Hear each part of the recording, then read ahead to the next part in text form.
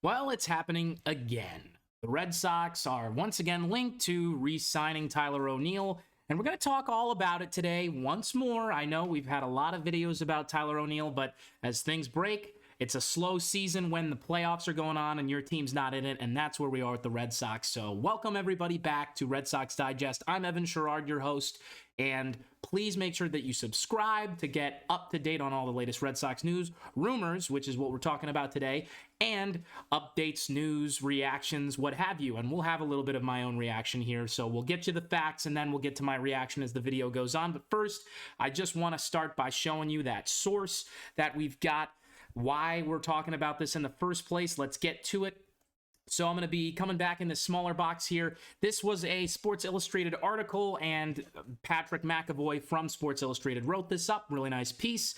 And he used a quote that we're going to get into from Kerry Miller, which is one of the reporters that he used in this article for Bleacher Report, from Bleacher Report for Sports Illustrated. And pretty much what he was saying is these quotes are breaking down what Tyler O'Neill did well and why the Red Sox would want to bring him back. So pretty much saying, hey, Tyler O'Neill had a strong year. He led the Red Sox in home runs, and he really started to become a true three-outcome hitter, which at times can really hurt a team when you're striking out a lot. But hey, those home runs and those walks, hitting guys in, driving them out of the yard, scoring runs, that's how you win games. And then walking is really important. You need to get on base to score more runs when you're driving those guys in.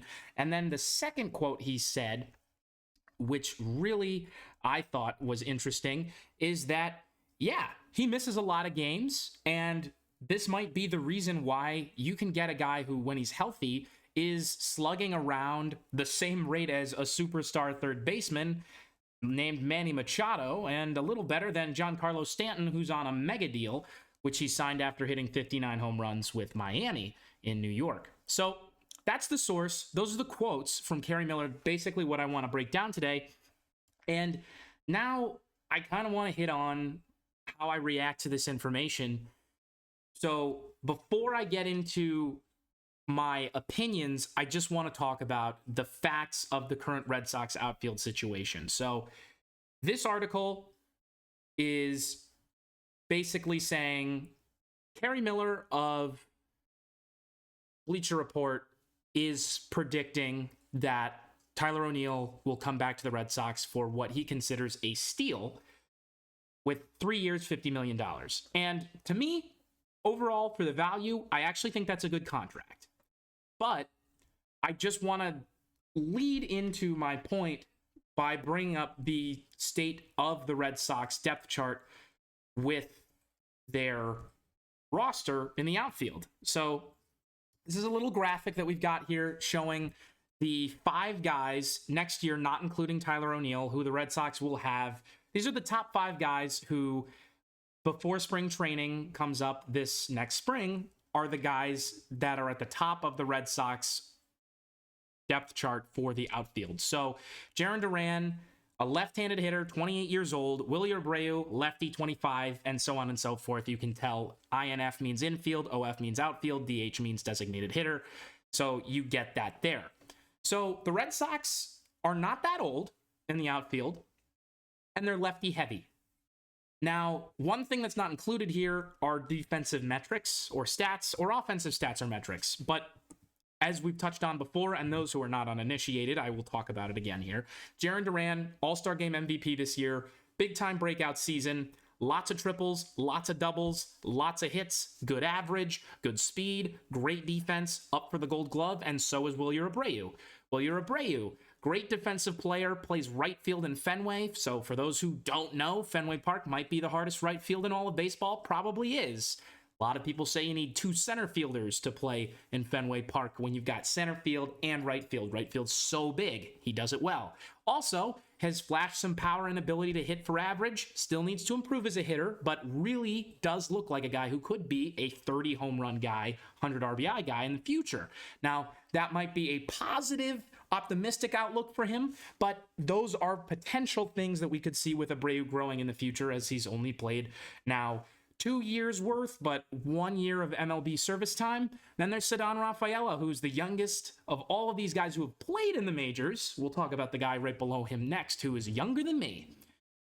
Ceddanne Rafaela is an elite defender, and that was the book on him coming into the big leagues. And he's shown that he can play shortstop, which is where he was primarily playing this year. But he also plays a mean outfield, usually plays in center field because of that speed he's got.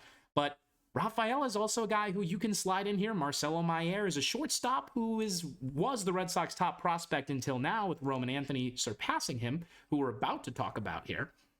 And overall, sorry about that, this is a younger core of outfielders than we've had before. Now, Ceddanne Rafaela, probably going to stick him in the infield, but Roman Anthony is the next guy. Now, again, one of the things, before I talk about Anthony, Rafael is a righty. Does showcase that he has big, booming power from his smaller frame. He's really explosive. But the strikeouts were an issue this year. Again, he's very young, developing as an offensive ball player.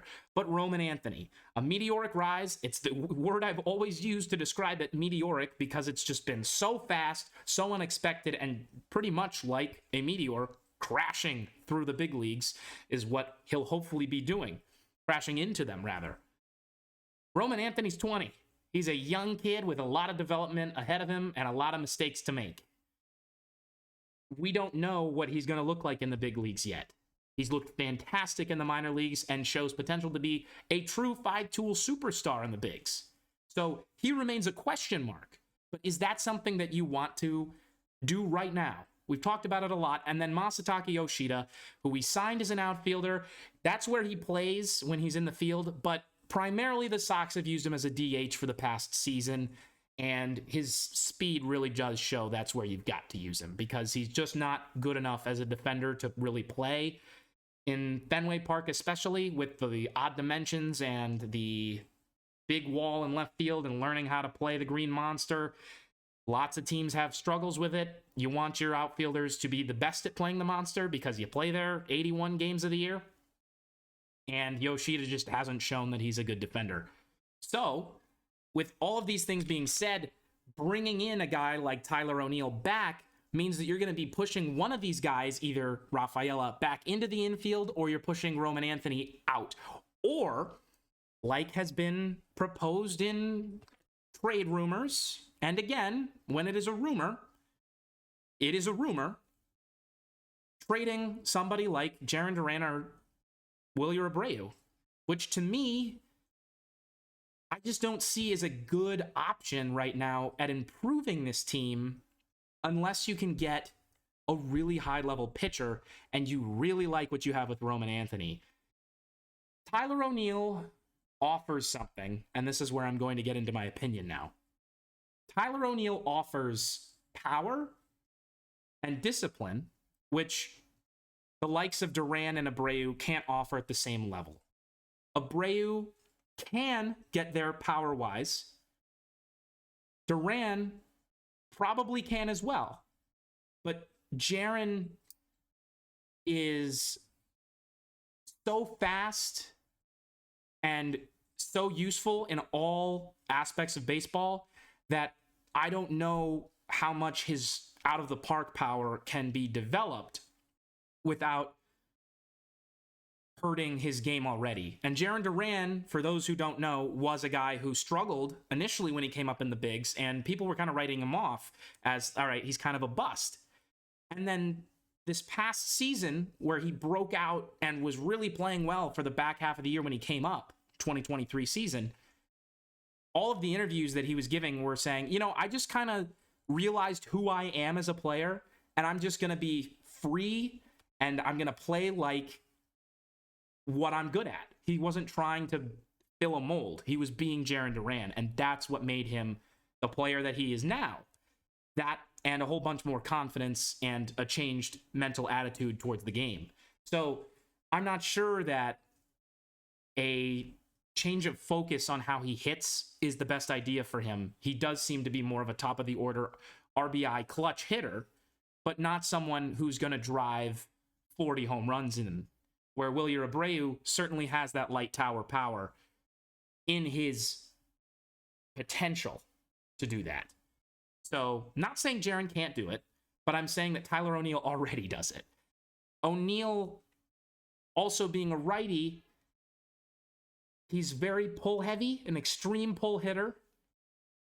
He sort of makes it look easy. When he's on, he is probably the best power hitter on the Red Sox, one of the best in baseball. It's talked about in all the broadcasts, a son of a bodybuilder, and he looks like he is a muscle. That is what he is. And his discipline in terms of drawing walks has been good. It is very valuable to have on a team that's competing. I really liked how Tyler O'Neill played, and before we got into all of this analysis and all of these talks about, okay, do they bring back O'Neill? I thought it was a slam dunk.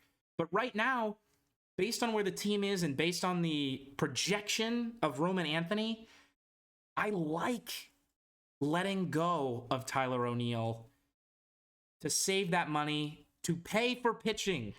That's the caveat. Go get an number one pitcher. I've talked about it time and time again. I won't waste my time on it now. Won't waste your time, really. Go watch some of the other videos. You'll see Tyler O'Neill's face in the thumbnail. Click on that. We'll probably talk about pitching as well as O'Neill.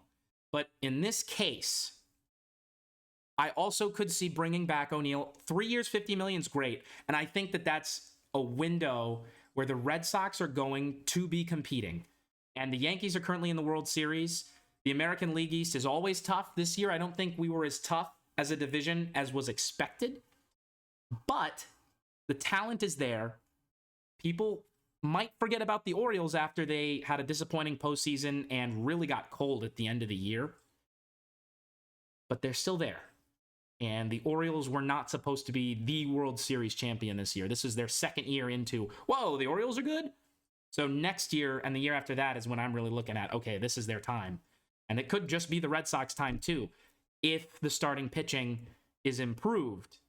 And if you're looking at that from an angle where you're like, okay, Roman Anthony is maybe at his peak value right now, unless he starts off electric and absolutely tears up the big leagues through his first few months.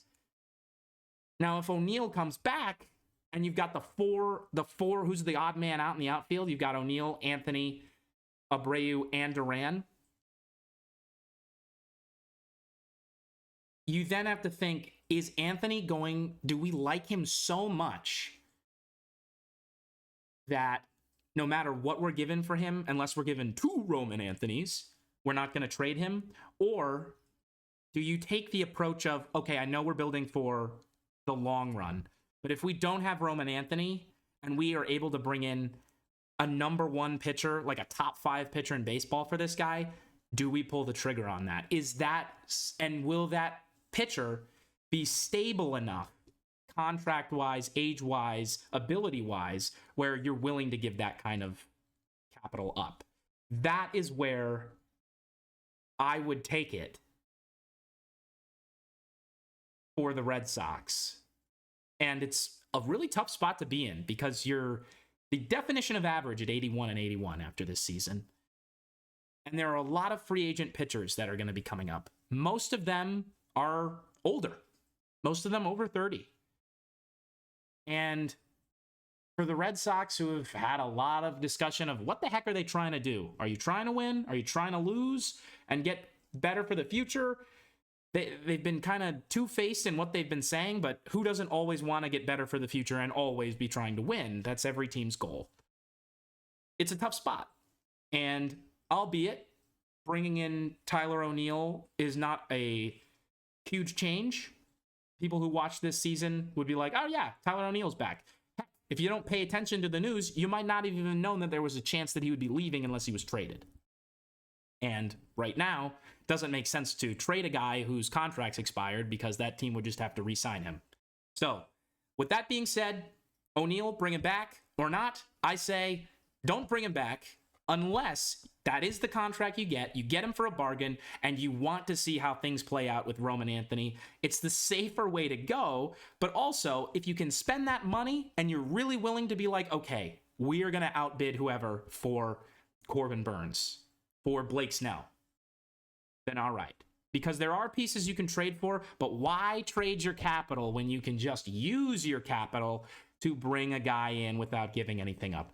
Those are my views. That's what I think. That's pretty much my analysis of this situation. I hope you all enjoyed the video. We'll be back as soon as we can with more news. I'm Evan Sharrard saying so long for Red Sox Digest. Thank you for listening.